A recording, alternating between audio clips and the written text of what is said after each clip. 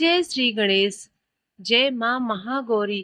प्रिय भक्तों, आज नवरात्रि का 8वां दिन है और आज आप श्रवण करेंगे माँ महागौरी की चालीसा। इस चालीसा को सुनने मात्र से भक्तों के सभी कष्ट कटते हैं और माँ महागौरी की विशेष कृपा प्राप्त होती है। तो आइए इस पवित्र और अद्भुत चालीसा की शुरुआत करते हैं। माँ महागौरी की चालीसा। दोहा। मन मंदिर मेरे आन बसो, आरंभ करूं गुणगान। गौरी माँ मातेश्वरी, दो चरणों का ध्यान। पूजन विधि न जानती, पर श्रद्धा है अपार। प्रणाम मेरा स्वीकार ये, हे माँ प्राण आधार। चौपाई। नमो नमो हे गौरी माता, आप हो मेरी भाग्य विधाता। शरणागत न कभी घबराता, गौरी उमा शंकरी माता। आपका प्रिय है आदर पाता, जय हो कार्तिकी गणेश की माता। महादेव गणपति संग आओ, मेरे सकल कलेश मिटाओ। सार्थक हो जाए जग में जीना, सत्कर्मों से कभी हटू ना। सकल मनोरथ पूर्ण कीजो, सुख सुविधा वरदान में दीजियो। हे माँ भाग्य रेखा जगा दो, मन भावन योग मिला दो। मन को भाए वो वर चाहूं, ससुराल पक्ष का स्नेहा मैं पाऊं। परम आराध्या आप ही मेरी, फिर क्यों वर से इतनी देरी। हमरे काज संपूर्ण कीजियो, थोड़े में बरकत भर दीजियो। अपनी दया बनाए रखना, भक्ति भाव जगाए रखना। गौरी माता अनसन रहना, कभी न खोऊं मन का चैना। देव मुनि सब शीस नवाते, सुख सुविधा को वर में पाते। श्रद्धा भाव जो लेकर आया, बिन मांगे भी सब कुछ पाया। हर संकट से उसे उबारा, आगे बढ़ के दिया सहारा। जब भी माँ आप स्नेह दिखलावें, निराश मन में आस जगावें। शिव जी आपका कहा न टालें, दया दृष्टि हम पे डालें। जो जन करता आपका ध्यान, जग में पाए मान सम्मान। सच्चे मन जो सुमिरन करती, उसके सुहाग की रक्षा करती। दया दृष्टि जब माँ डाले, भव सागर से पार उतारे। जपे जो ओम नमः शिवाय, शिव परिवार का स्नेहा हो पाए। जिस पे आप दया दिखावे, दुष्ट आत्मा नहीं सतावे। सता गुण की हो दता आप, हर एक मन में ज्ञाता आप।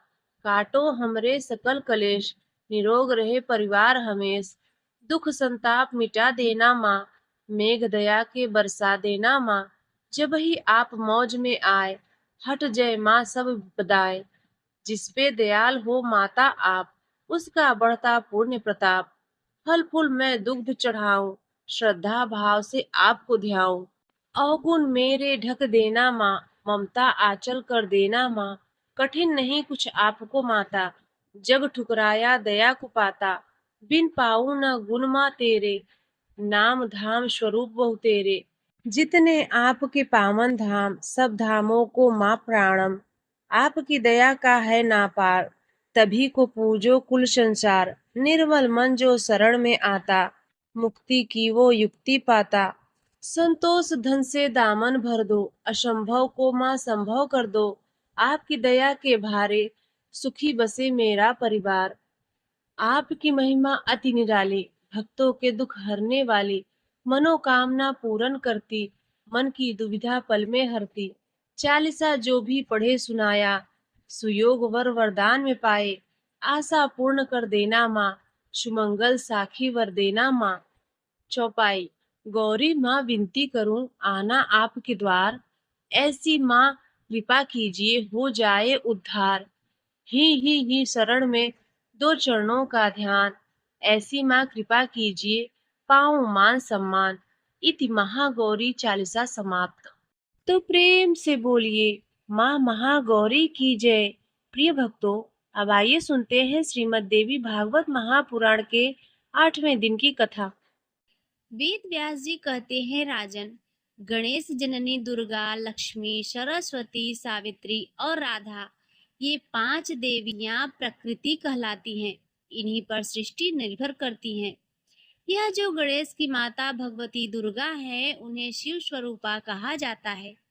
ब्रह्मा आदि देवता, मुनिगण तथा मनु प्रभृति सभी इनकी पूजा करते हैं। जो परम प्रसिद्ध सत्व स्वरूपा है, उन्हें भगवती लक्ष्मी कहा जाता है। वे परम प्रभु श्री हरि की शक्ति कहलाती हैं, जो परमात्मा से संबंध रखने वाली वाणी, बुद्धि, विद्या और ज्ञान की व्यवस्था करती हैं। उन्हें सरस्वती कहा जाता है। वे हाथ में बीड़ा और पुस्तक लिए रहती हैं। उनका विग्रह शुद्ध तत्वमय है। तेज स्वरूपा, तपस्विनी, ब्रह्म तेज से संपन्न तथा सर्व संस्कारमयी उन पवित्र रूप धारण करने वाली देवी को सावित्री अथवा गायत्री कहते हैं। वे ब्रह्मा की परम प्रिय शक्ति हैं। अब तुम्हें पांचवी देवी का चरित्र सुनाता हूँ, जो परमात्मा श्री कृष्ण की प्राणों से भी बढ़कर प्रिय है। परमात्मा श्री कृष्ण के रास मंडल में इनका आविर्भाव हुआ है। गोलोक धाम में रहने वाली यह देवी राजेश्वरी एवं सुश्रेष्ठा नाम से प्रसिद्ध है। तप के प्रभाव से ये देवी वृंदावन में भगवान के सामने प्रकट हुई हैं। राधा रूप में इनका प्रादुर्भाव हुआ है। यही पांचवी देवी भगवती राधा के नाम से प्रसिद्ध हैं। प्रत्येक विश्व में संपूर्ण स्त्रियां इन्हीं के रूप मानी जाती हैं। ये पांच देवियां परिपूर्णतमा हैं। भूमंडल को पवित्र करने वाली गंगा इनका प्रधान अंश है। श्री तुलसी को प्रकृति देवी का प्रधान अंश माना जाता है। ये विष्णु प्रिया है। प्रकृति देवी के एक अन्य प्रधान अंश का नाम देवी जरत्कारु है। ये कश्यप जी की मानस पुत्री है। प्रकृति देवी का एक प्रधान अंश मंगल चंडी के नाम से विख्यात है। यह मंगल चंडी प्रकृति देवी के मुख से प्रकट हुई हैं। समस्त मंगल सुलभ हो जाते हैं। देवी काली को प्रकृति देवी का प्रधान अंश मानते हैं। इन देवी के नेत्र ऐसे हैं मानो कमल। इस संग्राम में जब भगवती दुर्गा के सामने प्रबल राक्षस शुंभ और निशुंभ डटे थे, उस समय ये काली भगवती दुर्गा के ललाट से प्रकट हुई हैं। भगवती वसुंधरा भी प्रकृति देवी के प्रधान अंश से प्रकट है। इन्हें लोग रत्नकरा और रत्नगर्भा भी कहते हैं। संपूर्ण रत्नों की खान इन्हीं के अंदर विराजमान है। विश्व भर में जितनी स्त्रियां हैं, उन सबको कला के अच्छांश समझना चाहिए। इसीलिए स्त्रियों के अभाव से प्रकृति का अपमान माना जाता है। ब्रह्मा ने पहले सरस्वती का सम्मान किया। इसके बाद ये देवी तीनों लोकों में देवताओं और मुनियों की पूज्य हो गईं। सर्वप्रथम गोलोक में रास मंडल के अवसर पर भगवती राधा की पूजा हुई। उन सबके 5 देवियों के भारतवर्ष में पूजा होती है। तभी से प्रत्येक ग्राम और नगर में ग्राम देवियों की पूजा का प्रचार हो गया। राजा जनमेजय ने कहा, प्रभु, उन देवियों के प्राकट्य का प्रसंग, पूजा एवं ध्यान की विधि, स्रोत, कवच, पूजा, ऐश्वर्य तथा मंगलमय शौर्य भी सुनने के लिए उत्सुक हूँ। भगवान वेद व्यास जी कहते हैं, राजन, जिसके सहारे श्री हरि सदा शक्तिवान बने रहते हैं, वह प्रकृति देवी ही शक्ति स्वरूपा है। जब इन्हीं साकार रूप से प्रकट होने की इच्छा हुई, तब इन्होंने अत्यंत सुंदर एवं मन को मुग्ध कर देने वाला दिव्य रूप प्रकट किया। कृष का अर्थ है मोक्ष, ण का अर्थ है उत्कृष्ट। दास्य भक्ति और दास्य भाव देने की जिनमें योग्यता है, वह श्री कृष्ण कहलाते हैं। इनके वाम शुभ अंग को स्त्री कहा गया है और दक्षिण विभाग को पुरुष। सनातन पुरुष विरूपण स्त्री को देखने लगा। श्री कृष्ण परम रसिक एवं रास के स्वामी हैं। उस देवी को देखकर रास के उल्लास में उल्लसित हो वह उनके साथ रास मंडल में पधारे। उस समय श्री कृष्ण की यह चित शक्ति उनकी कृपा से गर्भवती होने का अनुभव करने लगी। 100 वर्ष का समय व्यतीत हो जाने पर उसने एक स्वर्ण के समान प्रकाशमान बालक उत्पन्न किया, किंतु उसे देखकर उस देवी का हृदय दुख से संतप्त हो उठा था। उसने उस बालक को ब्रह्मांड गोलक के अथाह जल में छोड़ दिया। तब श्री कृष्ण ने तुरंत उस देवी से कहा, अरे कौशले, तूने जो इस बच्चे का त्याग कर दिया है, यह बड़ा भीषण कर्म है। इसके फलस्वरूप तू आज से संतानहीन हो जा। इतने में उस देवी की जिह्वा के अग्रभाग से सहसा एक परम मनोहर कन्या प्रकट हो गई। तदंतर कुछ समय व्यतीत हो जाने पर उसके पश्चात मूल प्रकृति देवी के दो रूपों में प्रकट हुई। आधे वाम अंग से कमला का प्रादुर्भाव हुआ और दाहिने से राधिका। उसी समय श्री कृष्ण भी दो रूप में हो गए। आधे दाहिने अंग से स्वयं विराजमान रहे और बाएं अंग से चार भुजाओं वाले विष्णु का आविर्भाव हो गया। तब श्री कृष्ण ने सरस्वती से कहा, देवी तुम इन विष्णु की प्रिय बन जाओ, माननीय राधा यहाँ रहेंगी।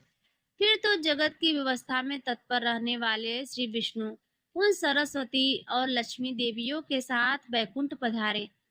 फिर नारायण के अंग से चार भुजाओं वाले अनेक पार्षद उत्पन्न हुए थे।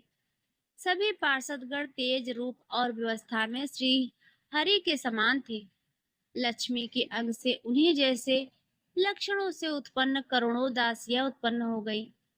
उन मधुर भाषणी कन्याओं को राधा ने अपनी सखी बना लिया। इतने में श्री कृष्ण की उपासना करने वाली देवी दुर्गा का सहसा आविर्भाव हुआ। ये देवी सर्वेश्वर श्री कृष्ण की स्तुति करके उनके सामने विराजमान हुई। रसिक श्री कृष्ण ने इन्हें एक रत्नमय सिंहासन प्रदान किया। इतने में चतुर्मुख ब्रह्मा अपनी शक्ति के साथ वहां पधारे। इसी समय भगवान श्री कृष्ण के दो रूप हो गए। उनका आधा बायां अंग महादेव के रूप में परिणित हो गया। दक्षिण अंग से गोपीपति श्री कृष्ण ठहरे रहे। श्री कृष्ण सत्य स्वरूप परमात्मा एवं ईश्वर हैं।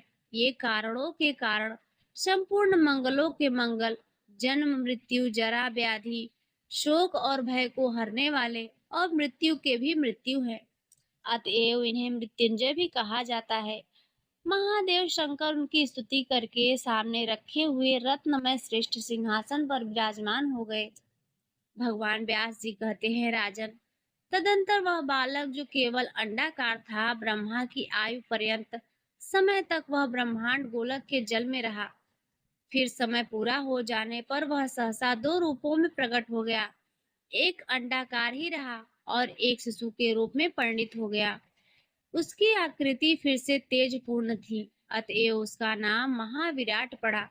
वह बालक तेज से परमात्मा श्री कृष्ण के 16वें अंश की बराबरी कर रहा था। वह विराट स्वरूप बालक बार बार ऊपर दृष्टि दौड़ाने लगा। भूख से आतुर होकर वह बालक बार बार उतर करने लगा। फिर जब उसे ज्ञान हुआ तब उसने परम पूज्य श्री कृष्ण का ध्यान किया। तब उसे सनातन ब्रह्म ज्योति के दर्शन प्राप्त हुए। भगवान श्री कृष्ण ने कहा, वत्स, मेरी ही भांति तुम भी बहुत समय तक अत्यंत स्थिर होकर विराजमान रहो।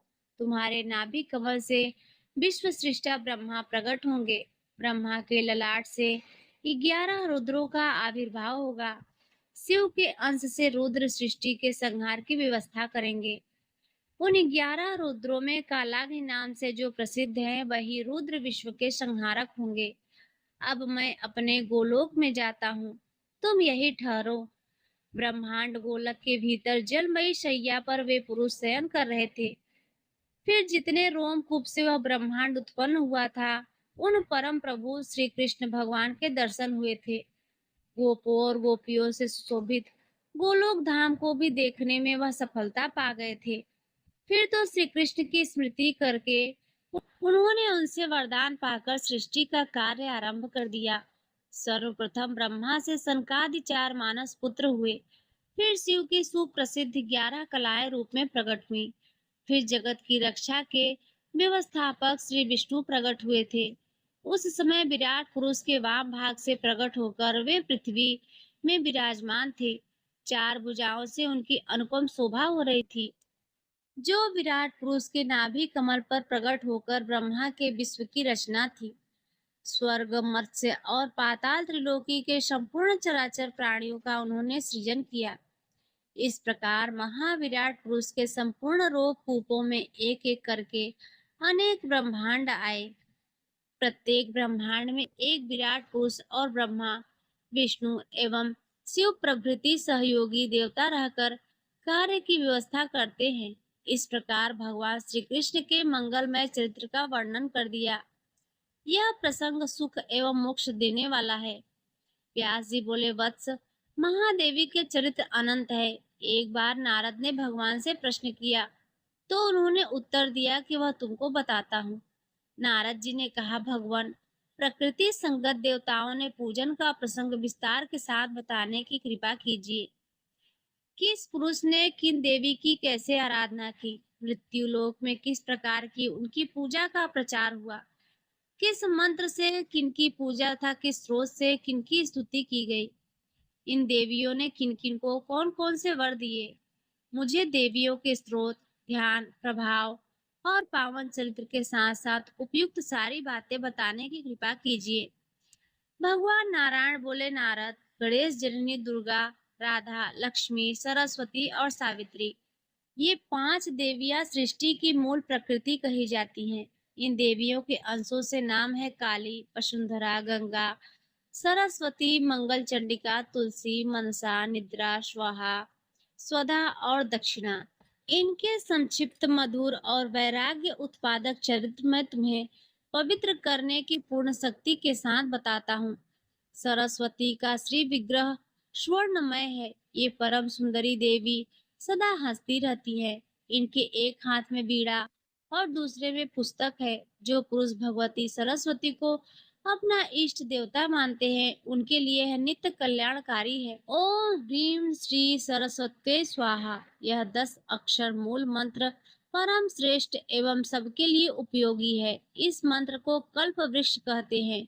इसे धारण करने के प्रभाव से भगवान शुक्राचार्य संपूर्ण दैत्यों के पूजक बन सके हैं। भगवान नारायण कहते हैं, नारद, प्राचीन समय की बात है, याज्ञवल्क्य नामक प्रसिद्ध एक प्रधान मुनि थे। उन्होंने भगवती सरस्वती की स्तुति की और ज्योति स्वरूपा महामाया का उन्हें दर्शन प्राप्त हुआ। देवी ने उनसे कहा, मुने, तुम सब प्रख्यात कवि हो जाओगे। मैं स्वयं सरस्वती बैकुंठ में श्रीहरि के पास रहती हूँ। गंगा ने इन्हें साप दे दिया था, अतः ये भारतवर्ष में अपनी एक कला से पधारी हैं। नदी के रूप में इनका अवतरण हुआ था। सूत जी कहते हैं, सौनक, भगवान नारायण की बात सुनकर मुनिवर नारद ने तुरंत उनसे यह संदेश पूछा। नारद जी ने कहा, सत्य स्वरूपा माननीय गंगा ने सरस्वती देवी को क्यों साप दे दिया? भगवान बोले, नारद, यह प्राचीन कथा मैं तुमसे कहता हूँ, सुनो। लक्ष्मी, सरस्वती और गंगा, ये तीनों ही भगवान श्री हरि की भार्याएं हैं। एक बार सरस्वती को यह संदेह हो गया कि श्री हरि मेरी अपेक्षा गंगा से अधिक प्रेम करते हैं। तब उन्होंने श्री हरि को कुछ कड़े शब्द कहे थे। फिर वे गंगा पर क्रोधित होकर कठोर बर्ताव करने लगे। तब शांत स्वरूपा क्षमाशील लक्ष्मी ने उनको रोक दिया था। इस पर सरस्वती ने लक्ष्मी को गंगा का पक्ष करने वाली मानकर आवेश में साप दे दिया कि तुम निश्चय ही वृक्ष रूपा और नदी रूपा हो जाओगी। लक्ष्मी ने सरस्वती के इस श्राप को सुन लिया, परंतु वे वहीं शांत बैठी रही। पर गंगा से यह नहीं देखा गया। उन्होंने सरस्वती को साप दे दिया। कहा, बहन, लक्ष्मी जी को तुमने साप दे चुकी हो, वह सरस्वती भी नदी रूपा में हो जाए, यह निश्चय ही मृत्यु लोक में चली जाए, जहाँ सब पापीजन निवास करते हैं। नारद, गंगा की यह बात सुनकर सरस्वती ने उन्हें श्राप दे दिया कि तुम्हें भी धरातल पर जाना होगा। इतने में भगवान श्री हरि वहां आ गए। उन देवियों के कलह और श्राप का मुख्य कारण सुनकर परम प्रभु ने समय अनुकूल बातें कही। भगवान श्री हरि बोले, लक्ष्मी, शुभे, तुम अपनी कला से राजा धर्मध्वज के घर पधारो। शंखचूड़ नामक एक असुर मेरे अंश से उत्पन्न होगा। तुम उसकी पत्नी बन जाना। कुछ समय पश्चात निश्चय ही तुम्हें मेरी प्रेयसी भार्या बनने का सौभाग्य प्राप्त होगा। भारतवर्ष में तुलसी के नाम से तुम्हारी प्रसिद्धि होगी। यह बात अभी रहने दो। तुम भारती के साप से पद्मावती नामक नदी बनकर पधारो। तदंतर गंगा से कहा, गंगे, तुम सरस्वती के शापवश अपने अंश से पापियों का पाप भस्म करने के लिए विश्व पापनी नदी बनकर भारतवर्ष में जाना। भागीरथ की तपस्या से तुम्हें वहां जाना पड़ेगा। बाद में सरस्वती से कहा, भारती, तुम गंगा का शाप स्वीकार करके अपनी एक कला से भारतवर्ष में चलो। अब भगवान श्री हरि कहने लगे, भिन्न स्वभाव वाली 3 स्त्रियों, 3 नौकरों और 3 गधों का एकत्र करना वेद की अनुमति के विरुद्ध है। ये एक जगह रहकर कल्याणप्रद नहीं हो सकते। अतएव गंगे, तुम शिव के पास जाओ और सरस्वती, तुम्हें ब्रह्मा के स्थान पर चले जाना चाहिए। यहाँ मेरे भवन पर केवल सुशीला लक्ष्मी ही रह जाए। भगवान नारायण कहते हैं, नारद, तदंतर सरस्वती अपनी एक कला से उन श्रेष्ठ भारतवर्ष में पधारी। भारतवर्ष में पधारने से भारतीय ब्रह्म की प्रेम भाजनी होने से, ब्राह्मी तथा वचन की अधिष्ठात्री होने से वाणी नाम से विख्यात हुई। पापी जनों के पापों को भस्म करने के लिए ये प्रज्वलित अग्नि स्वरूपा है। नारद, पश्चात गंगा अपनी कला से धरातल पर पहुंची। भागीरथी के 7वें पीढ़ी से इनका शुभ आगमन हुआ था। फिर पद्मा अर्थात लक्ष्मी अपनी एक कला से भारतवर्ष में नदी रूप से पधारी। इनका नाम पद्मावती हुआ। तदंतर अपनी एक दूसरी कला से वे भारत में राजा धर्मध्वज के यहाँ पुत्र रूप में प्रकट हुई। उस समय इनका नाम तुलसी पड़ा। कली में 5000 वर्षों तक भारतवर्ष में रहकर ये तीनों देवियां शरीर रूप का परित्याग करके बैकुंठ में चली जाएंगी। काशी तथा वृंदावन के अतिरिक्त अन्य प्रायः सभी तीर्थ भगवान श्री हरि की आज्ञा से उन देवियों के साथ बैकुंठ चले जाएंगे। नारद, कली के मनुष्य अश्लील भाषी, धूर्त, शठ और असत्यवादी होंगे और देवताओं के भक्तों में नास्तिकता आ जाएगी। नगर निवासी हिंसक, निर्दयी तथा मनुष्य भक्षी होंगे। इस प्रकार जब भली भांति कलयुग आ जाएगा, तब सारी पृथ्वी म्लेच्छों से भर जाएगी। तब विष्णु की यशा नामक ब्रह्मा के घर उनके पुत्र के रूप में भगवान कल्कि प्रकट होंगे। सुप्रसिद्ध ब्राह्मण यह कल्कि भगवान नारायण के अंश हैं। ये एक बहुत ऊंचे घोड़े पर चढ़कर अपनी विशाल तलवार से म्लेच्छों का विनाश करेंगे और 3 रात में ही पृथ्वी को म्लेच्छ रहित कर देंगे।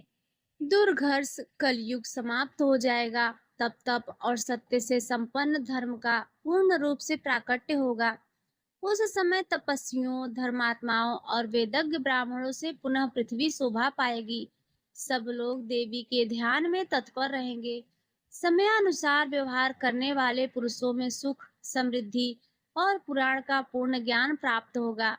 इसी को सतयुग कहते हैं। इस युग में धर्म पूर्ण रूप से रहता है। त्रेता में धर्म 3 पैर से, द्वापर में 2 पैर से और कलयुग में केवल 1 पैर से धर्म रहता है। घोर कलयुग आने पर यह संपूर्ण पैरों से ही नष्ट हो जाएगा। मनुष्यों का 1 वर्ष पूरा होने पर देवताओं का 1 दिन रात होता है। मनुष्यों के 360 वर्ष व्यतीत होने पर देवताओं का 1 युग बीतता है। इस मान से 71 दिव्य युगों में 1 मनवंतर कहते हैं। 1 इंद्र 1 मनवंतर पर्यंत रहते हैं। 28 मनवंतर बीत जाने पर ब्रह्मा का 1 दिन रात होता है। इस मान से 100 वर्ष व्यतीत होने पर ब्रह्मा की आयु पूर्ण हो जाती है। इसी को प्राकृतिक प्रलय समझना चाहिए। उस समय पृथ्वी कहीं दिखाई नहीं पड़ती। पृथ्वी सहित संपूर्ण ब्रह्मांड जल में लीन हो जाते हैं। ब्रह्मा, विष्णु, शिव और ऋषि आदि सभी सच्चिदानंद ब्रह्म में प्रवेश कर जाते हैं। इस मान से 100 वर्ष व्यतीत होने पर ब्रह्मा की आयु पूर्ण हो जाती है। प्रलय हो जाने पर ब्रह्मा की आयु समाप्त हो जाती है। मुनिवर, इतने सुदीर्घ काल को भगवती जगदम्बा का एक निमेष कहते हैं। इस प्रकार देवी के एक निमेष में संपूर्ण विश्व और अखिल ब्रह्मांड नष्ट हो जाते हैं। फिर भगवती के निमेष मात्र में ही सृष्टि के क्रम से अनेक ब्रह्मांड बन जाते हैं। यो सृष्टि और प्रलय होते रहते हैं। कितने कल्प गए और आए, इसकी संख्या कौन जान सकता है। नारद, सृष्टियों, प्रलयों, ब्रह्मांडों और ब्रह्मांडों में रहने वाले ब्रह्मादि प्रधान पुरुषों की संख्या का ज्ञान भला किस पुरुष को हो सकता है। नारद जी ने कहा, भगवान सुरेश्वरी, विष्णु रूपा एवं स्वयं विष्णु नाम से विख्यात गंगा सरस्वती के श्राप रूप से भारतवर्ष में किस प्रकार और क्यों पाप हारिणी यह पवित्र एवं पुण्यप्रद प्रसंग मैं सुनना चाहता हूँ। भगवान नारायण कहते हैं, नारद, श्रीमान सगर एक सूर्यवंशी सम्राट हो चुके हैं। उनकी 2 रानियां थी, वैदर्भी और सैव्या। उनकी पत्नी सैव्या से एक पुत्र उत्पन्न हुआ। कुल को बढ़ाने वाले उस सुंदर पुत्र का नाम असमंजस पड़ा। उनकी दूसरी पत्नी वैदर्भी ने पुत्र की कामना से भगवान शंकर की उपासना की थी। शंकर के वरदान से उसे भी गर्भ रह गया। पूरे 100 वर्ष व्यतीत हो जाने पर उसके गर्भ से एक मांस पिंड की उत्पत्ति हुई। उसे देखकर वह बहुत ही दुखी हुई। उसने भगवान शिव का ध्यान किया। तब भगवान शंकर ब्राह्मण के वेश में उसके पास पधारे और उन्होंने उस मांस पिंड को 60,000 भागों में बांट दिया। वे सभी टुकड़े पुत्र रूप में परिणित हो गए। वे सभी तेजस्वी कुमार कपिल मुनि के श्राप से जलकर भस्म हो गए थे। यह दुखद समाचार सुनकर राजा सगर की आंखें निरंतर जल बहाने लगी।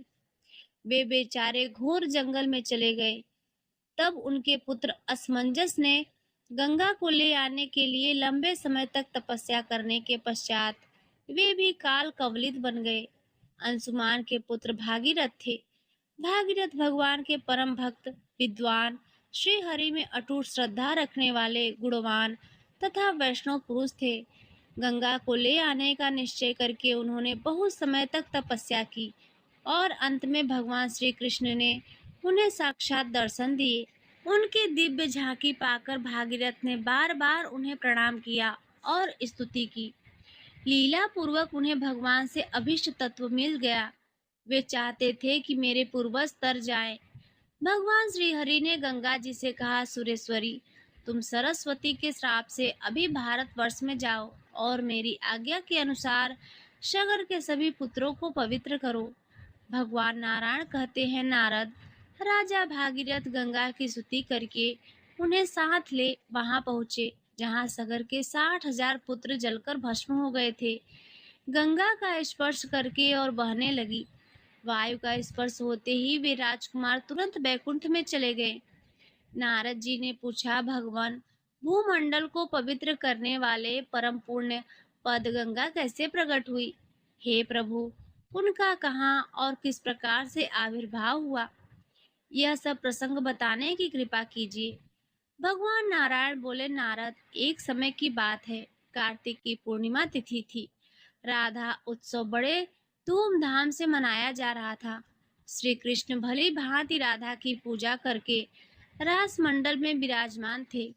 इतने में ब्रह्मा से प्रेरित होकर शंकर श्री कृष्ण संबंधी पद्म, जिसके प्रत्येक शब्द रस उल्लास को बढ़ाने की शक्ति भरी थी, बारंबार गाने लगे। उसे सुनकर संपूर्ण देवता मूर्छित से हो गए। बड़ी कठिनता से उन्हें चेत हुआ। उस समय देखा कि समस्त रास मंडल में संपूर्ण स्थल जल से आप्लावित है। श्री राधा और श्री कृष्ण का कहीं पता नहीं है। फिर तो गोप देवता, ब्राह्मण सभी अत्यंत उच्च स्वर से विलाप करने लगे। ठीक उसी समय अति मधुर तथा स्पष्ट शब्दों में आकाशवाणी हुई। सब लोगों ने उसे भली भांति सुना। आकाशवाणी में कहा गया, मैं सर्वात्मा श्री कृष्ण और मेरी स्वरूप शक्ति राधा, हम दोनों ने ही भक्तों पर अनुग्रह करने के लिए यह जलमय विग्रह धारण कर लिया है। सुरेश्वर, तुम्हें मेरे तथा इन राधा के दर्शन से क्या प्रयोजन है? शंभो, वहीं रहकर मेरी आज्ञा का पालन करें। विधाता, ब्राह्मण, तुम स्वयं जगत गुरु शंकर का सहयोग करो। वेदों के अंगीभूत परम मनोहर वशिष्ठ शास्त्र का निर्माण करें और उनमें संपूर्ण अभिष्ट फल देने वाले बहुत से अपूर्व मंत्र उद्धृत हों। नारद, इस प्रकार संपूर्ण परम गुप्त प्रसंग मैं तुम्हें सुना चुका। यह सभी के लिए अत्यंत दुर्लभ है। वही पूर्ण ब्रह्म भगवान श्री कृष्ण ज्वल स्वरूप होकर गंगा बन गए। गोलोक से प्रकट होने वाली गंगा का यही रहस्य है कि भगवान श्री राधा कृष्ण ही गंगा के रूप में प्रकट हुए थे। श्री राधा और श्री कृष्ण के अंग से प्रकट हुई यह गंगा भक्ति और मुक्ति दोनों देने वाली परमात्मा श्री कृष्ण की व्यवस्था के अनुसार जगह जगह रहने का अवसर इसे प्राप्त हो गया। श्री कृष्ण स्वरूपा इन आदरणीय गंगा देवी को संपूर्ण ब्रह्मांड के लोग पूजते हैं। नारद जी ने पूछा, सुरश्रेष्ठ, कली के 5,000 बरस बीत जाने पर गंगा का कहाँ जाना होगा? हे महाभाग, यह प्रसंग मुझे बताने की कृपा करें। भगवान नारायण ने कहा, नारद, सरस्वती के श्राप से गंगा भारतवर्ष में आई। श्राप की अवधि पूरी हो जाने पर वह पुनः भगवान श्री हरि की आज्ञा से बैकुंठ में चली जाएंगी। ऐसे ही सरस्वती भारतवर्ष को छोड़कर श्री हरि के धाम में पधारेंगी। श्राप समाप्त हो जाने पर लक्ष्मी का भी भगवान के पास पधारना होगा। नारद, यही गंगा, सरस्वती और लक्ष्मी भगवान श्री हरि की प्रेयसी पत्नियां हैं। हे ब्राह्मण, तुलसी सहित 4 पत्नियां वेदों में प्रसिद्ध हैं। नारद ने पूछा, भगवान भगवान श्री हरि के चरण कमलों से प्रकट हुई गंगा देवी किस प्रकार पर ब्रह्म के कर कमलों में रहीं तथा शंकर की प्रिया होने का अवसर उन्हें कैसे मिला? मुनिवर, गंगा भगवान नारायण की प्रेयसी हो चुकी हैं। किस प्रकार ये सभी बातें संगठित हुई थी, आप यह रहस्य मुझे बताने की कृपा कीजिए। भगवान नारायण कहते हैं, नारद, प्राचीन समय की बात है। जल रूपा गंगा गोलोक में विराजमान थी।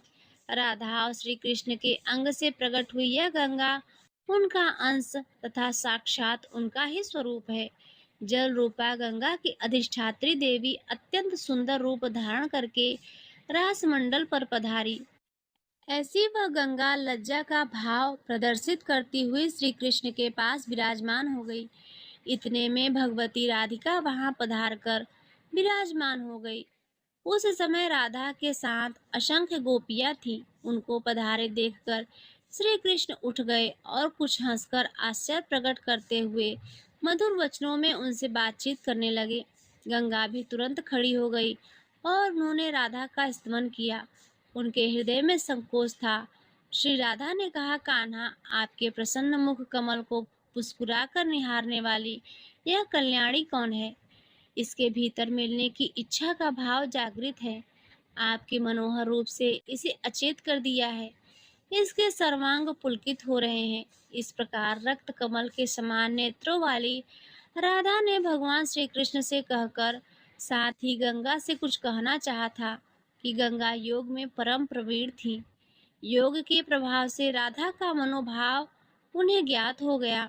अतः बीच सभा में ही अंतर्ध्यान होकर वे जल में प्रविष्ट हो गईं। जब सिद्ध योगिनी राधा ने योग द्वारा इस रहस्य को जानकर सर्वत्र विद्यमान जल स्वरूप गंगा को अंजलि से उठाकर पान करना आरंभ कर दिया। ऐसी स्थिति में राधा का अभिप्राय पूर्ण योग सिद्ध गंगा से छिपा नहीं रह सका। वह भी भगवान श्री कृष्ण की शरण में जाकर उनके चरण कमलों में लीन हो गई। तब राधा ने गोलोक, वैकुंठ लोक तथा ब्रह्मलोक आदि संपूर्ण स्थानों में गंगा को खोजा, परंतु कहीं भी वह दिखाई नहीं दी। उस समय सर्वत्र जल का नितांत अभाव हो गया था। फिर तो ब्रह्मा, विष्णु, शंकर, अनंत धर्म, इंद्र, चंद्रमा, सूर्य, मनुगण, मुनि समाज, देवता, सिद्ध और तपस्वी सभी गोलोक में आए।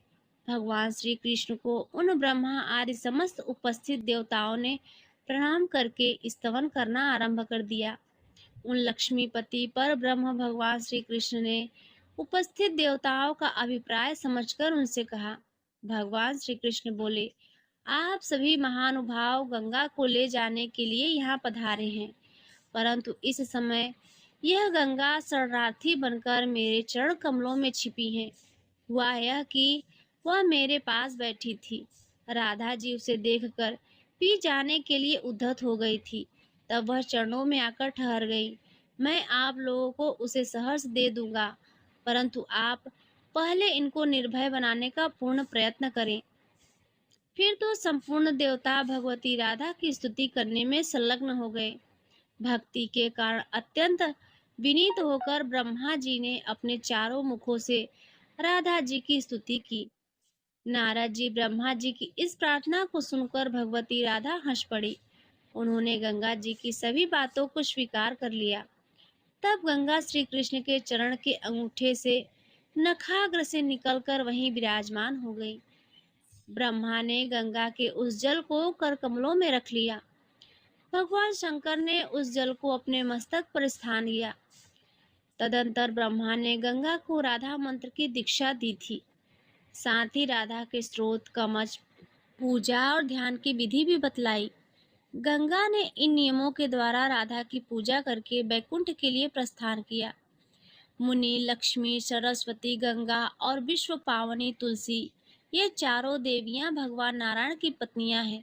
तदंतर परमात्मा भगवान श्री कृष्ण ने हंसकर ब्रह्मा को अद्भुत एवं परम गोपनीय बातें बताईं।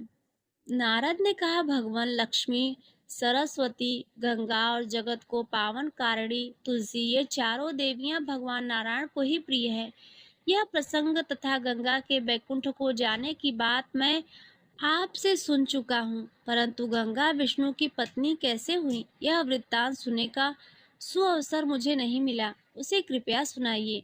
भगवान नारायण बोले, नारद, जब गंगा बैकुंठ में चली गई तब थोड़ी देर के बाद जगत की व्यवस्था करने वाले ब्रह्मा भी उनके साथ ही बैकुंठ पहुँचे और जगत प्रभु भगवान श्री हरि को प्रणाम करके कहने लगे।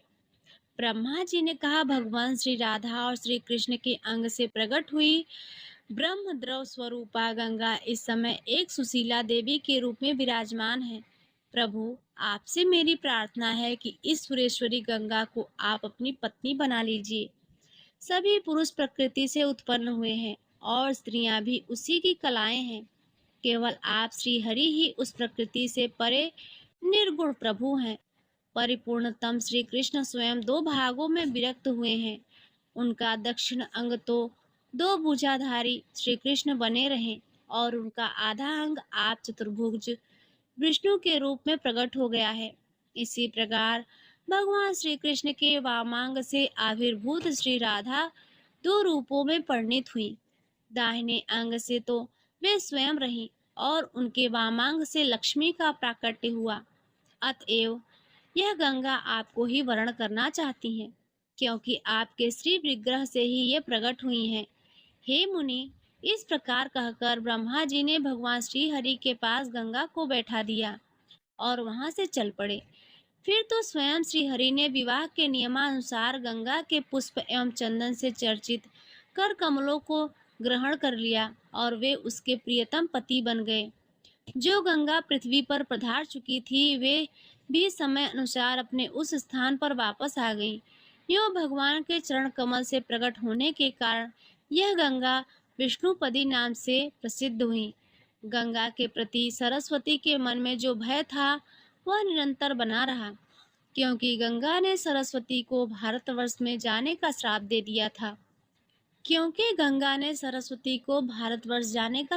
दिया था। यो इस प्रकार लक्ष्मीपति भगवान श्री हरि की गंगा सहित तीन पत्नियां हैं। बाद में तुलसी को भी प्रिय पत्नी बनने का सौभाग्य प्राप्त हो गया। अतएव तुलसी सहित ये चार प्रेयसी पत्नियां कही गई हैं। नारद जी ने पूछा, भगवान, साध्वी तुलसी भगवान श्री हरि की पत्नी कैसे बनी? इनका जन्म कहाँ हुआ था और पूर्व जन्म में ये कौन थी? भगवान नारायण कहते हैं, नारद, दक्षसा वर्णी नाम से प्रसिद्ध एक पुण्यात्मा मनु हो चुके हैं। ब्रह्म शामर्णी के पुत्र धर्म शामर्णी नाम से प्रसिद्ध हुए। धर्म शामर्णी से इंद्रिय निग्रही एवं परम भक्त रुद्र शामर्णी पुत्र रूप में प्रकट हुए। रुद्र सावर्णी के देव सावर्णी हुए। देव सावर्णी के पुत्र का नाम इंद्र सावर्णी था। फिर इंद्र सावर्णी से वृषध्वज का जन्म हुआ। भगवान शंकर ने इस वृषध्वज की असीम श्रद्धा थी। राजा वृषध्वज की भगवान नारायण, लक्ष्मी और सरस्वती, इनमें किसी के प्रति श्रद्धा नहीं थी। यज्ञ और विष्णु पूजा की निंदा करना उनका मानव स्वभाव ही बन गया था। यह केवल भगवान शिव में ही श्रद्धा रखता था। ऐसे स्वभाव वाले राजा वृषध्वज को देखकर सूर्य ने उसे श्राप दे दिया, राजन, तेरी श्री नष्ट हो जाए। भक्तों पर संकट देख आज तो उस भोलेनाथ भगवान शंकर हाथ में त्रिशूल उठाकर सूर्य पर टूट पड़े। तब सूर्य अपने पिता कश्यप जी के साथ ब्रह्मा जी के शरण में गए। यह देखकर त्रिशूल लिए शंकर भगवान ने ब्रह्मा की ओर चल दिए। यहाँ तक कि ब्रह्मा को भी शंकर का भय था। अतएव उन्होंने सूर्य को आगे करके बैकुंठ की यात्रा की। उन तीनों महानुभावों ने सर्वेश्वर भगवान नारायण की शरण ग्रहण की। इतने में भगवान शंकर भी वहां आ पहुंचे। उन्होंने हाथ में त्रिशूल था। वे वृषभ पर आरूढ़ थे और आंखें रक्त कमल के समान लाल हो रही थी। वहां पहुंचते ही वृषभ से उतरकर और भक्ति विनम्र होकर उन्होंने शांत करुण स्वरूप परम प्रभु लक्ष्मीकांत भगवान नारायण को श्रद्धा पूर्वक प्रणाम किया। भगवान विष्णु बोले, महादेव, यहाँ कैसे पधारना हुआ? अपने क्रोध का कारण बताइए। महादेव ने कहा, भगवान, राजा वृषध्वज मेरा परम भक्त है, मैं उसे प्राणों से बढ़कर भी प्रिय मानता हूँ। सूर्य ने उसे श्राप दे दिया है, यही कारण क्रोध का है। जगत प्रभु, अब मेरे उस भक्त की जीवनचर्या कैसे चलेगी, यह बताने की कृपा कीजिए, क्योंकि सूर्य के श्राप से उसकी स्त्री नष्ट हो चुकी है। उनमें सोचने समझने की शक्ति भी तनिक नहीं रह गई है। भगवान विष्णु बोले, शंभो, काल की प्रेरणा से बहुत समय बीत गया, 21 युग समाप्त हो गए। यद्यपि बैकुंठ में अभी आधी घड़ी का समय बीता है, अतः अब आप अपने स्थान पर पधारिए। भयंकर काल ने इस समय वृषध्वज को अपना ग्रास बना लिया है। यही नहीं, किंतु उसके पुत्र रक्तध्वज के 2 पुत्र हैं। उन महान पुत्रों के नाम है धर्मध्वज और कुशध्वज। वे सूर्य के श्राप से श्रीहीन होकर जीवन व्यतीत कर रहे हैं। ऐसा कहा जाता है, राज्य भी उनके हाथ में नहीं रहा। एकमात्र लक्ष्मी की उपासना ही उनके जीवन का उद्देश्य बन गया है, तथा उनकी भार्याओं के उदर से भगवती लक्ष्मी अपनी एक कला से प्रकट होंगी। अब ये दोनों नरेश लक्ष्मी से संपन्न हो जाएंगे। हे नारद, इस प्रकार यह कहकर भगवान श्री हरि लक्ष्मी के सहित सभा में उठे और अंतःपुर में चले गए। देवताओं ने भी प्रसन्नता के साथ अपने आश्रम की यात्रा की। तत्पश्चात शंकर उसी क्षण तपस्या करने के विचार से चल पड़े। भगवान नारायण कहते हैं, नारद, धर्मध्वज और कुशाध्वज ये दोनों नरेश कठिन तपस्या द्वारा भगवती लक्ष्मी की उपासना करके अपने मनोरथों से संपन्न हो गए। कुशध्वज की परम साध्वी भार्या का नाम मालावती था। समय अनुसार उसकी एक कन्या को जन्म दिया, जो लक्ष्मी की अंतिम कला थी। उस कन्या ने जन्म लेते ही स्पष्ट स्वर से वेद के मंत्रों का उच्चारण किया, इसीलिए विद्वान पुरुष उसे वेदमती कहते हैं। उत्पन्न होते ही उस कन्या ने स्नान किया और तपस्या करने के विचार से वह वन में चल दी। वह तपस्विनी कन्या एक मनवंतर तक पुष्कर क्षेत्र में रही। उसका अत्यंत कठिन तप लीला पूर्वक चलता रहा। इतने में सहसा उसे स्पष्ट आकाशवाणी सुनाई पड़ी, सुंदरी, दूसरे जन्म में भगवान श्री हरि तुम्हारे पति होंगे।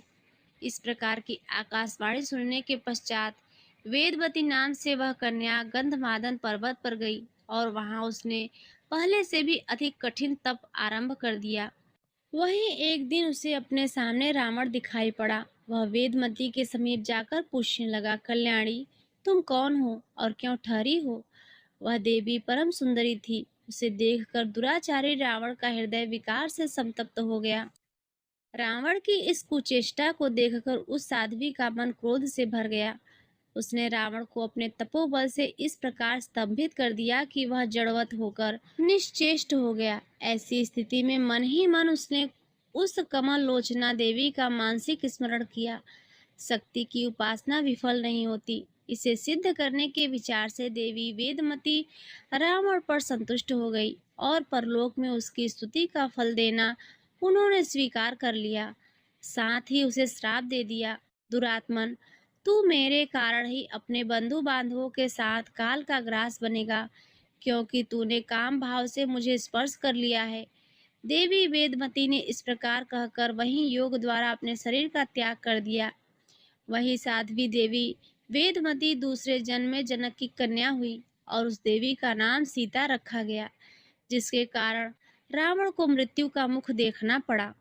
भगवान नारायण कहते हैं, नारद, धर्मध्वज की पत्नी का नाम माधवी था।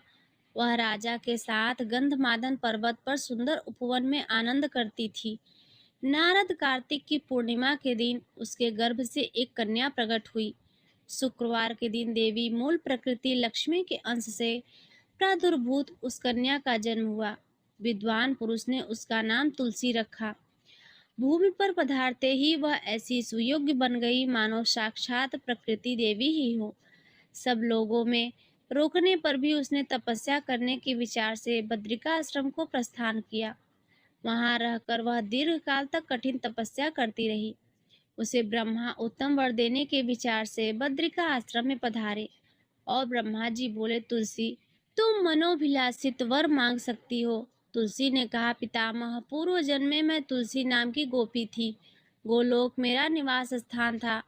भगवान श्री कृष्ण की प्रिया, उनकी प्रेयसी सखी, सब कुछ होने का सौभाग्य मुझे प्राप्त था।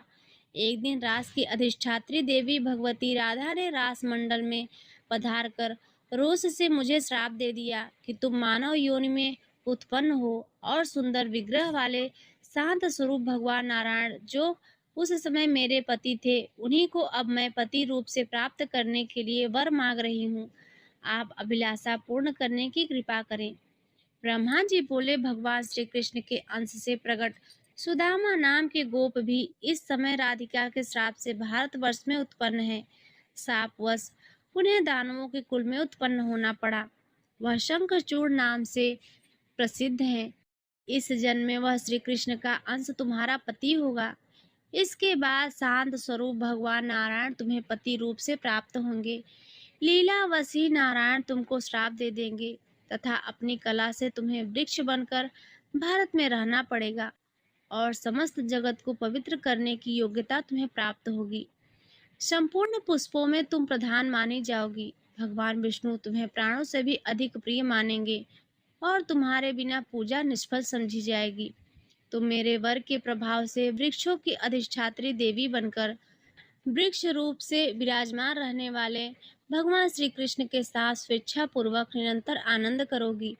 तुलसी ने कहा, पितामह भगवान, आप ऐसी कृपा करें कि उस गोविंद को मैं पुनः निश्चय ही प्राप्त कर सकूं। साथ ही मुझे राधा के भय से मुक्त कर दीजिए। ब्रह्मा जी बोले, देवी, मैं तुम्हारे प्रति भगवती राधा के 10 अक्षर मंत्र का उपदेश करता हूँ। तुम इसे हृदय में धारण कर लो। मेरे वर के प्रभाव से अब तुम राधा को प्राणों के समान प्रिय बन जाओगी। इस प्रकार कहकर जगत पिता ब्रह्मा ने तुलसी को भगवती राधा का 10 अक्षर मंत्र बता दिया। तब तुलसी ने भगवती राधा की उपासना की और उनकी कृपा प्रसाद से वह देवी राधा के समान ही सिद्ध हो गई। भगवान नारायण कहते हैं, नारद, उसी समय महान योगी शंखचूर्ण का बद्री वन में आगमन हो गया। जो विष्णु के भक्त मुनि की कृपा से भगवान श्री कृष्ण का मनोहर मंत्र उसे प्राप्त हो चुका था, उसने पुष्कर क्षेत्र में रहकर उस मंत्र को सिद्ध भी कर लिया था। इस शंखचूर्ण को देखकर तुलसी ने वस्त्र से अपना मुख ढक लिया। लज्जावश उनका मुख नीचे की ओर झुक गया। साध्वी तुलसी का आचरण अत्यंत प्रशंसनीय है। ऐसी भव्य शरीर से शोभा पाने वाली उस सुंदरी तुलसी को देखकर शंखचूर्ण उसके पास आकर बैठ गया और मीठे शब्दों में बोला। शंखचूर्ण ने पूछा, देवी, तुम कौन हो? तुम्हारे पिता कौन है? सुंदरी, तुम अपना परिचय देने की कृपा करो। तुलसी ने कहा, महाशय, मैं राजा धर्मध्वज की कन्या हूँ। तपस्या करने के लिए इस तपोवन में ठहरी हूँ। तुम कौन हो?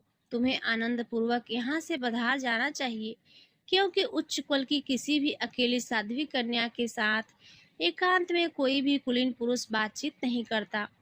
शंखचूड़ ने कहा, देवी, मैं पूर्व जन्म में श्रीहरि के साथ रहने वाला उन्हीं का अंश हूँ।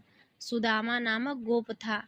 देवी राधिका के श्राप से इस समय मैं दानवेंद्र बना हूँ। भगवान श्री कृष्ण का मंत्र मुझे इष्ट है। इस पूर्व जन्म की बातों को मैं जान जाता हूँ। तुम भी पूर्व जन्म में श्री कृष्ण के पास रहने वाली तुलसी थी। तुम भी जो भारतवर्ष में उत्पन्न हुई हो, उसमें मुख्य कारण श्री राधिका का रोष ही है। इतने में ब्रह्मा जी ने आकर कहा, शंखचूर्ण, तुम इस देवी के साथ क्या बातचीत कर रहे हो? अब गंधर्व विवाह के नियमानुसार इसे पत्नी के रूप से स्वीकार कर लेना तुम्हारे लिए परम आवश्यक है। ब्रह्मा जी ने तुलसी से कहा, पतिव्रते, इस शंखचूर्ण की सौभाग्यवती प्रिय बन जाओ। इसके बाद तुम पुनः गोलोक में भगवान श्री कृष्ण के पास चली जाओगी और यह शंखचूर्ण भी इस शरीर का त्याग करने के पश्चात बैकुंठ में जाकर चतुर्भुज भगवान विष्णु में लीन हो जाएगा। भगवान नारायण कहते हैं, नारद, शंखचूर्ण और तुलसी को इस प्रकार आशीर्वाद रूप देकर आज्ञा देकर ब्रह्मा जी ने अपने लोक में चले गए। तब शंखचूड़ ने गंधर्व विवाह के अनुसार तुलसी को अपनी पत्नी बना लिया। अपनी चिर संगिनी धर्म पत्नी परम सुंदरी तुलसी के साथ आनंदमय जीवन बिताते हुए शंखचूड़ ने दीर्घ काल तक राज्य किया। देवता, दानव, असुर, गंधर्व, किन्नर और अप्सराएं सभी शंखचूर्ण के शासन काल में सदा शांत रहते थे। अधिकार छिन जाने के कारण देवताओं की स्थिति भिक्षुक जैसी हो गई थी तथा वे सभी अत्यंत उदास होकर ब्रह्मा की सभा में गए और अपनी स्थिति बतलाकर बार बार अत्यंत विलाप करने लगे। तब विधाता ब्रह्मा आदि देवताओं को साथ लेकर भगवान शंकर के स्थान पर गए। फिर ब्रह्मा और शंकर देवताओं को साथ लेकर बैकुंठ के लिए उपस्थित हुए। भगवान श्री हरि की सभा में चारों ओर देवर्षि तथा पार्षद विराजमान थे। हे नारद, भगवान श्री हरि उस अनुपम सभा के मध्य भाग में इस प्रकार विराजमान थे मानो नक्षत्रों के बीच चंद्रमा। देवताओं सहित ब्रह्मा और शंकर ने उनके साक्षात दर्शन किए। परम श्रद्धा के साथ उपासना करके जगत के व्यवस्थापक ब्रह्मा जी ने हाथ जोड़कर बड़ी विनय के साथ भगवान श्रीहरि के सामने सारी परिस्थिति निवेदित की। भगवान श्रीहरि बोले, हे ब्रह्मा, यह महान तेजस्वी शंखचूर्ण पूर्व जन्म में एक गोप था। यह मेरा ही अंश था। आप लोग मेरा यह त्रिशूल लेकर शीघ्र भारतवर्ष में चले और मेरे त्रिशूल से उस राक्षस का संहार करें। दानव शंख चूर्ण मेरे ही संपूर्ण मंगल प्रदान करने वाले कवचों को कंठ में धारण किए रहता है, इसीलिए वह अखिल विश्वसनीय विजेता है। मैं ही ब्राह्मण का वेश धारण करके कवच के लिए उसे प्रार्थना करूंगा। साथ ही जिस समय उसकी स्त्री का सत्व नष्ट होगा, उसी समय उसकी मृत्यु होगी। यह भी मैंने उसको वर दे रखा है। उसी समय उसकी पत्नी के उदर में मैं वीर स्थापित करूंगा। मैंने यह निश्चय कर लिया है। वैसे तुलसी मेरी सर्वप्रिय है, इससे वस्तुतः मुझे सर्वात्मा को कोई दोष भी नहीं लगेगा। उसी समय शंखचूड़ की मृत्यु हो जाएगी। तदंतर उस दानव की वह पत्नी अपने उस शरीर को त्याग कर पुनः मेरी प्रिय पत्नी बन जाएगी। नारद, इस प्रकार कहकर जगत प्रभु भगवान श्री हरि ने शंकर को त्रिशूल सौंप दिया। त्रिशूल लेकर रुद्र और ब्रह्मा सब देवताओं के साथ भारतवर्ष में चल दिए। भगवान नारायण कहते हैं, नारद, तदंतर ब्रह्मा दानव के संहार कार्य में शंकर को नियुक्त करके स्वयं उसी क्षण अपने स्थान पर चले गए। देवता भी अपने अपने स्थानों को चले गए। तब चंद्रभागा नदी के तट पर एक मनोहर वट वृक्ष के नीचे जाकर देवताओं का अभ्युदय करने के विचार से महादेव जी ने आसन जमा लिया। उन्होंने पुष्पदंत को दूत बनाकर तुरंत हर्षपूर्वक शंखचूर्ण के पास भेजा। पुष्पदंत ने कहा, राजेंद्र प्रभु, मैं शंकर का सेवक हूँ। मेरा नाम पुष्पदंत है। शंकर की कही बातें ही मैं आपसे कह रहा हूँ। आप देवताओं का राज्य तथा उनका अधिकार लौटा दे अथवा युद्ध का निश्चय करें। दूत के रूप में गए हुए पुष्पदंत की बात सुनकर शंखचूड़ ने मुख पर उदासी छा गई। उन्होंने कहा, दूत, मैं कल प्रातः काल चलूंगा, तुम चलो। तब पुष्पदंत वट वृक्ष के नीचे पधारे हुए भगवान शंकर के पास लौट गए। इधर दूत के चले जाने पर प्रतापी शंखचूड़ अंतःपुर में गया और उसने अपनी पत्नी तुलसी से युद्ध संबंधी बातें बताई। सुनते ही तुलसी की होठ और तालु सूख गए। शंखचूर्ण बोला, प्रिय, कर्म भोग का सारा निर्णय काल के सूत्र में बंधा है। शंखचूर्ण ने तुलसी को संपूर्ण दोषों को दूर करने वाले उस उत्तम ज्ञान को बताया जो दिव्य भांडिर वन में भगवान श्री कृष्ण की कृपा से उसे प्राप्त हुआ था। फिर दोनों सुखपूर्वक शयन करने लगे। भगवान नारायण कहते हैं, नारद, शंखचूड़ श्री कृष्ण का भक्त था। प्रतिदिन की भांति उसने भक्ति पूर्वक ब्राह्मणों को उत्तम रत्न, मणि, स्वर्ण और वस्त्र दान दिए। इसके बाद उसने अपने पुत्र को संपूर्ण दानवों का राजा बनाकर उसे अपनी प्रेयसी पत्नी, राज्य, संपूर्ण संपत्ति, प्रजा एवं सेवक वर्ग को तथा हाथी, घोड़े आदि वाहन सौंप दिए। उसने स्वयं कवच पहन लिया, हाथ में धनुष और बाण उठा लिए, सब सैनिकों को एकत्र किया। दानवेंद्र शंखचूड़ से अपरिमित सेना तैयार कर ली थी। युद्ध शास्त्र के पारगामी एक महारथी वीर को सेनापति के पद पर नियुक्त किया। तदंतर शंखचूड़ मन ही मन भगवान श्री कृष्ण को स्मरण करता हुआ बाहर निकला। उत्तम रत्नों से बने हुए विमान पर सवार हुए और गुरुओं को आगे करके भगवान शंकर की सेवा में चल दिए। नारद, उस भद्रा नदी के तट पर पहुंचकर शंखचूड़ ने भगवान शंकर को देखा। दानवराज शंखचूड़ उसे देखकर विमान से उतर पड़ा। फिर सबके साथ भगवान शंकर को उसने सिर झुकाकर भक्ति पूर्वक प्रणाम किया उस समय शंकर के वाम भाग में भद्रकाली विराजमान थी। सामने स्वामी कार्तिकेय थे। इन तीनों महानुभावों के शंखचूर्ण को आशीर्वाद दिया। महादेव जी ने कहा, राजन, तुम देवताओं का राज्य वापस करके मेरी प्रीति की रक्षा करो। तुम अपने राज्य में सुखी रहो और देवता अपने स्थान पर रहे। शंखचूड़ ने कहा, भगवान, मैं इस समस्त ऐश्वर्य को पाताल से उठाकर लाया हूँ, अतः इस पर मेरा पूर्ण अधिकार है। इस वैभव के विषय में देवताओं और दानवों को विवाद सदा से चला आ रहा है, कभी इसका अंत नहीं होता। समय अनुसार क्रमशः वे जीत जाते हैं, कभी हार जाते हैं। हम दोनों पक्षों के विरोध से आपका आना संगत नहीं जान पड़ता। आप तो हम दोनों के लिए एक समान संबंधी, बंधु, ईश्वर एवं परमात्मा ठहरे हैं। यदि इस समय हमारे साथ आपका युद्ध छिड़ जाए तो यह आपके लिए लज्जा की बात होगी। हम विजयी होंगे तो हमारी कीर्ति अधिक फैल जाएगी, और हम पराजित होंगे तो हमारी कीर्ति में बहुत बुरा लगेगा। मुनि शंखचूड़ की यह वचन सुनकर भगवान त्रिलोचन हंसने लगे। देवता भगवान श्री हरि की शरण में गए, तभी उन्होंने मुझे तुम्हारे पास भेजा है तथा देवताओं का राज्य तुम्हें लौटा दो। बस यही कहने का निश्चित अभिप्राय यही है, अथवा मेरे साथ प्रसन्नता से लड़ने के लिए तैयार हो जाओ। अब अधिक शब्दों के व्यय करने का क्या प्रयोजन है। हे नारद, जब इस प्रकार कहकर भगवान शंकर क्रुद्ध हो गए, तब शंखचूर्ण भी अपने मंत्रियों के साथ तुरंत वहां से उठकर जाने को तैयार हो गया। भगवान नारायण कहते हैं, दानवराज प्रतापी शंखचूड़ ने मस्तक झुकाकर महादेव जी को प्रणाम किया और मंत्रियों के साथ उठकर तुरंत वह रथ पर सवार हो गया। उसी क्षण भगवान शंकर ने अपनी सेना और देवताओं को युद्ध करने के लिए प्रेरित किया तथा दोनों पक्षों में भयंकर लड़ाई होने लगी। युद्ध में शंकर गणों ने बहुत से वीरों को दानवों में पराजित कर दिया। संपूर्ण देवता डरकर भागे। इस अवसर पर स्वामी कार्तिकेय ने कुपित होकर अपने तेज से गढ़ों में बल की वृद्धि कर दी। उन्होंने सम्रांगण में 100 अक्षौहिणी सैनिकों को समाप्त कर दिया। बहुत से असुर कमल लोचन भगवती भद्रकाली के भीषण आघात से भूमिसाई हो गए। तदंतर युद्ध में और भीषणता आ गई। तब शंखचूड़ के वेग से बहुत से पर्वत, शिला, पत्थर तथा वृक्ष उन पर गिरने लगे। उस भयंकर दानव ने चंड के दुर्वाद अंशों को, रथ को तथा रथ के भागों छिन्न भिन्न कर दिया। शंखचूड़ मायावी था। उसने माया का आश्रय लेकर बाणों का जाल फैला दिया।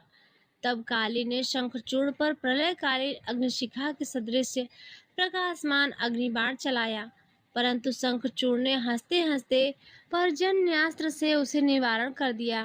भद्रकाली और सहयोगिनियों के साथ युद्ध के दैत्य दल का विनाश करने लगी। उन्होंने दानवराज शंखचूर्ण को भी चोट पहुंचाई, पर वे दानवराज का कुछ भी नहीं बिगाड़ सके। तब वे भगवान शंकर के पास चली गई और उन्होंने आरंभ से लेकर अंत तक क्रमशः युद्ध संबंधी सभी बातें भगवान शंकर को बतलाई। भगवान नारायण कहते हैं, नारद, भगवान शिव तत्व में परम प्रवीण थे। भद्रकाली द्वारा युद्ध की सारी बातें सुनकर वे स्वयं अपने गणों के साथ संग्राम में पहुंचे। ब्राह्मण उस समय शिव और शंखचूड़ में बहुत लंबे समय तक युद्ध होता रहा। न कोई किसी से जीतता था और न हारता था। उसी समय श्री हरि एक अत्यंत वृद्ध ब्राह्मण का वेश बनाकर युद्ध भूमि में आए और दानवराज शंखचूड़ से कहने लगे। वृद्ध ब्राह्मण के वेश में पधारे हुए श्री हरि ने कहा, राजेंद्र, तू मुझे ब्राह्मण को भिक्षा देने की कृपा करो। मैं नित्य तृषित एवं वृद्ध ब्राह्मण हूँ। पहले तुम देने के लिए सत्य प्रतिज्ञा कर लो, तब मैं तुमसे कहूँगा। राजेंद्र, शंखचूड़ अत्यंत प्रसन्न होकर कहा, हो, आप जो चाहे सो ले सकते हैं। तब अतिशय माया फैलाते हुए उन वृद्ध ब्राह्मण ने कहा, मैं तुम्हारा कवच चाहता हूँ। उनकी बात सुनकर सत्य प्रतिज्ञ शंखचूड़ ने तुरंत वह दिव्य कवच श्री हरि को दे दिया। फिर स्वयं श्री हरि ने शंखचूर्ण का रूप धारण कर तुलसी के पास जाकर कपट पूर्वक उससे हास विलास किया। इसी समय भगवान शंकर ने शंखचूड़ पर चढ़ाने के लिए श्री हरि का दिया हुआ त्रिशूल हाथ में उठा लिया और उसे शंखचूड़ पर फेंक दिया। त्रिशूल उस समय तक तो चक्कर काटता रहा, तदुपरांत वह शंखचूर्ण के ऊपर जा गिरा।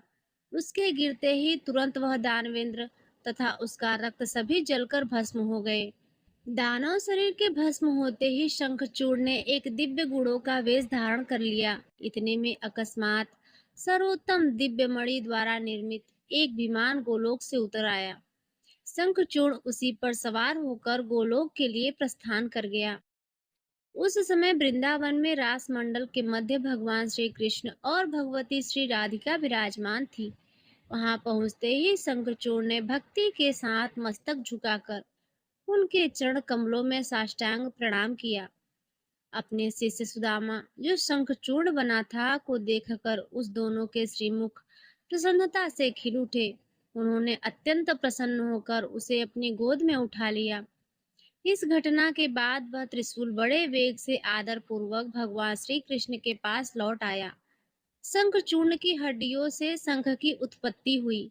वही शंख अनेक प्रकार के रूप में विराजमान होकर देवताओं की पूजा में निरंतर पवित्र माना जाता रहा। उसके जल को श्रेष्ठ मानते हैं क्योंकि देवताओं को प्रसन्न करने के लिए वह अचूक साधन है। उधर शिव भी शंखचूर्ण को मारकर अपने लोक को पधार गए।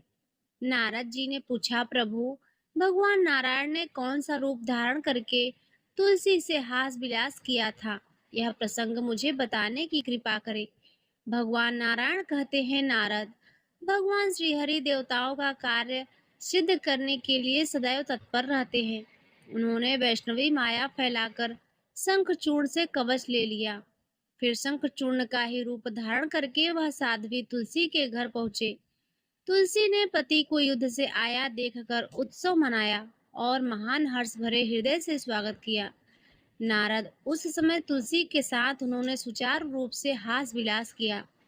पूर्व समागम के अवसर पर साध्वी तुलसी जितनी आकर्षित थी, हास विलास के अनंतर पर वह स्थिति नहीं रही। अतः उसने सम्यक प्रकार से तर्क करके पूछा। तुलसी ने कहा, बताओ तो तुम कौन हो? तुमने कपट पूर्वक मेरा सतीत्व नष्ट कर दिया है। मैं सती नहीं रह सकी, इसीलिए अब मैं तुम्हें श्राप दे रही हूँ। ब्राह्मण तुलसी के वचन सुनकर श्राप के भय से भगवान श्री हरि ने लीला पूर्वक अपना सुंदर मनोहर स्वरूप प्रकट कर दिया। उन्हें देखकर कामनी तुलसी मूर्छित हो गई। फिर चेतना प्राप्त होने पर उन्होंने कहा, तुलसी बोली, नाथ, आपका हृदय पाषाण के सदृश है, इसी से आप इतने निष्ठुर बन गए और आज आपने छल पूर्वक मेरे शरीर का धर्म नष्ट करके इस शरीर के स्वामी को मार डाला। आप अवश्य ही पाषाण हृदय है, तभी तो उसमें दया की गंध तक नहीं रही। देव, अब आप पाषाण रूप में हो जाएं, क्योंकि बिना अपराध ही आपका भक्त मारा गया। भगवान श्री हरि बोले, भद्रे, तुम मेरे लिए भारतवर्ष में रहकर बहुत दिनों तक तपस्या कर चुकी हो। उस समय तुम्हारे लिए शंखचूर्ण की तपस्या कर रहा था। वह मेरा ही अंश था। तुम्हें स्त्री रूप से प्राप्त करके वह सुखपूर्वक गोलोक में चला गया। फिर हे महान, तुम इस शरीर का त्याग करके दिव्य देह धारण कर मेरे साथ आनंद करो। तुम्हारा यह शरीर गंडकी नदी के रूप में प्रसिद्ध होगा। यह पवित्र नदी पुण्यमयी भारतवर्ष में मनुष्यों को उत्तम पुण्य देने वाली बनेगी। तुम्हारा केश कलाप पवित्र वृक्ष होगा। तुम्हारे केश से उत्पन्न होने के कारण तुलसी के नाम से ही उसकी प्रसिद्धि होगी। देवताओं की पूजा में आने वाले त्रिलोकी के जितने पत्र और पुष्प हैं, उन सब में वह प्रधान मानी जाएगी। तुलसी के गिरे हुए पत्तों को प्राप्त करने के लिए उसी के नीचे समस्त देवता रहेंगे तथा मैं भी रहूंगा। मैं तुम्हारे श्राप को सत्य करने के लिए भारतवर्ष में पाषाण शालिग्राम बनूंगा। गंडकी नदी तट पर मेरा निवास होगा। जहाँ शालिग्राम शिला रहती है, वहाँ भगवान श्री राम और संपूर्ण तीर्थों को साथ लेकर भगवती लक्ष्मी निवास करती हैं। ब्रह्म हत्या आदि जितने पाप हैं, वह सब इसकी पूजा करने से नष्ट हो जाते हैं। मृत्यु को प्राप्त हुए व्यक्ति के मुख में जो तुलसी पत्र रखता है, वह संपूर्ण पापों से मुक्त होकर विष्णु लोक को जाता है। उसे निर्माण मुक्ति मिलती है। तुलसी पत्र का सेवन करने वाला व्यक्ति ही धर्मी तथा 7 जन्मों तक निरोगी रहता है। शालिग्राम, तुलसी और शंख, इन तीनों को जो महान ज्ञानी पुरुष एकत्र सुरक्षित रूप से रखता है, उससे महान श्रीहरि बहुत प्रेम करते हैं। तो हे नारद, इस प्रकार देवी तुलसी से कहकर भगवान श्री हरि मौन हो गए। उधर देवी तुलसी अपना शरीर त्याग कर दिव्य रूप से संपन्न हो भगवान श्री हरि के वक्षस्थल पर लक्ष्मी की भांति शोभा पाने लगी। कमलापति भगवान श्री हरि उसे साथ लेकर बैकुंठ धाम को पधारे। नारद, लक्ष्मी, सरस्वती, गंगा और तुलसी ये 4 देवियां भगवान श्री हरि की पत्नी हुई।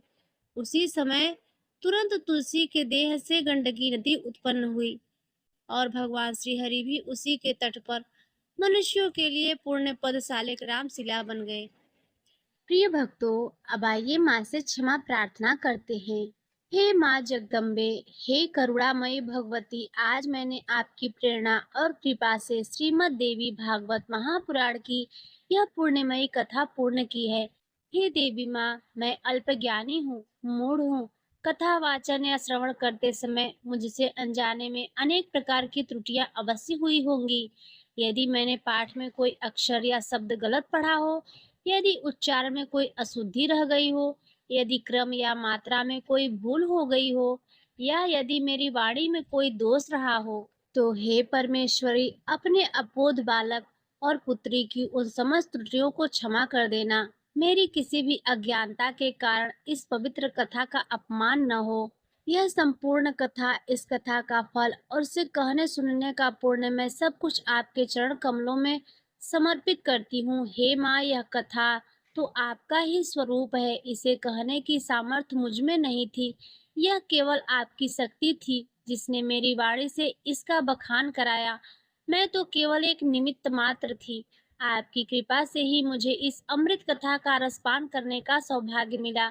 मेरी बुद्धि को ज्ञान से, हृदय को भक्ति से भर दीजिए। हे माँ दुर्गे, हे माँ भवानी, मेरी यह प्रार्थना स्वीकार करें और मुझ पर, मेरे परिवार पर तथा समस्त भक्तजनों पर अपनी दया दृष्टि बनाए रखें।